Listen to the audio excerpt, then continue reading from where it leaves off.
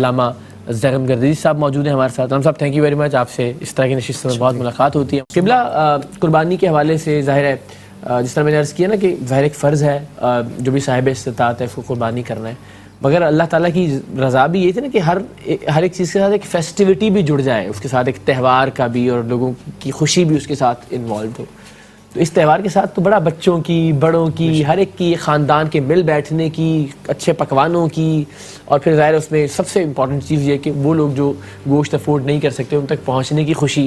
تو یہ اتنے سارے فیکٹر ہیں, اور اگر معاشی حالات کی وجہ سے کوئی ایک خاندان, کوئی ایک سفید پوش رہ جاتا ہے قربانی نہ کرنے سے, تو ظاہر بڑی مشکل ہوتی ہے اپنے بچوں کو فیس کرنے میں. بچے تو نہیں جانتے کہ بکرا چاہیے, ان کو ہوتا ہے کہ جی گوشت آنا چاہیے گھر میں.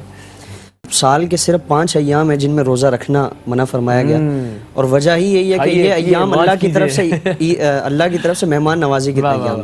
حضور کی حدیث ہے نا کہ ضیافت للمؤمنین, کہ یہ مسلمانوں کے لیے اللہ کی طرف سے ایک مہمان نوازی کا دن. تو اس میں ہمارے دلوں میں دوسروں کے لیے محبتیں, چاہتیں, احساس یہ بیدار ہو جاتا ہے. ہم کوشش کرتے ہیں کہ ہم اپنی خوشیوں میں دوسروں کو شریک کریں, اور یہی اسلام کا حقیقی پیغام ہے کہ وہ پیار کا مذہب ہے, رواداری کا, ایثار کا مذہب ہے, کہ باوجود خود حاجت ہے, باوجود ضرورت ہے, لیکن اس کے باوجود فرمایا کہ وہ دوسروں کو ترجیح دینی ہے. اور یہی مومنین کی نشانی قرآن میں بیان فرمائی گئی کہ وَيُؤْثِرُونَ عَلَىٰ أَنفُسِهِمْ وَلَوْ كَانَ بِهِمْ خَصَاصَةٌ, کہ وہ اپنے اوپر دوسروں کو ترجیح دیتے ہیں اگرچہ وہ خود ضرورت مند ہوں. اور حضور کا زمانہ دیکھیں کہ ایک سیڑھی ہے جس کو ہمارے ہاں کوئی اتنی حیثیت نہیں دی جاتی, لیکن وہ ایک صحابی رسول کی بارگاہ میں, آپ کے گھر میں کوئی کسی کی طرف سے بھیجی جاتی ہے, تو وہ یہ خیال کرتے ہیں کہ میرا فلاں پڑوسی ہے, اس کے گھر میں شاید زیادہ ضرورت ہو, ان کے گھر میں بیچتے ہیں, پھر وہاں سے دوسرے گھر میں, تیسرے گھر میں, یعنی 7 گھروں میں گھوم کر واپس اسی گھر میں آتی ہے. ہر ایک یہ خواہش کرتا ہے کہ میں اگرچہ ضرورت مند ہوں لیکن فلاں شاید مجھ سے زیادہ ضرورت مند. پھر غزوہ احد میں دیکھیں پانی کا معاملہ. اور پھر دوسری طرف اگر ہم دیکھیں کہ ہم اپنی خوشیوں میں اگر مگن رہیں اور آس پاس کی جو غربت ہے, افلاس ہے, اس کی طرف توجہ نہ ہو, تو پھر یہ ایک ذاتی خوشی تو ہے, اپنی 4 دیواری میں ہم اس کو محدود کر کے رکھیں گے, حقیقی مسرت سے ہم محروم رہیں گے. اور اللہ کی بارگاہ میں بھی اس کا مواخذہ ہے. حضور نے فرمایا کہ کل اللہ کی بارگاہ میں پوچھا جائے گا کہ میں بھوکا تھا, تو نے مجھے پانی نہیں دیا, کھانا نہیں دیا, مجھے کپڑوں کی ضرورت تھی, تو نے مجھے لباس نہیں دیا, مجھے فلاں چیز کی ضرورت تھی, تو نے مجھے وہ چیزیں نہیں دی. تو بندہ عرض کرے گا کہ الہی تو ان ساری چیزوں سے بے نیاز ہے, تو پوری کائنات کا خالق و مالک ہے, بادشاہ ہے, میں تجھے لباس کیسے دیتا, کھانا کیسے دیتا, پانی کیسے دیتا.